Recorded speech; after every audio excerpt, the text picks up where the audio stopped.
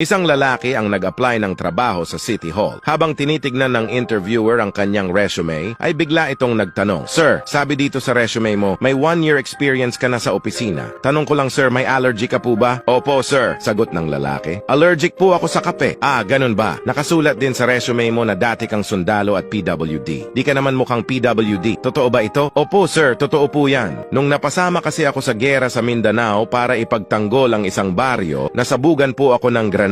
Natanggal po yung 2 itlog ko kaya po PWD ako ngayon." "Ah, grabe. Saludo ako sa kabayanihan mo. Napahanga mo ako sa dedikasyon mo kaya dahil dyan, tanggap ka na. Ang pasok dito sa opisina ng City Hall, alas 8 ng umaga hanggang alas 4 ng hapon. Pero ikaw pumasok ka na lang ng alas 10 ng umaga hanggang alas 4. Bakit po alas 10 na ako papasok?" tanong ng lalaki. Sumagot naman ang interviewer ng, "Mula kasi alas 8 hanggang alas 10, nagkakape lang kami at nagkakamot ng itlog.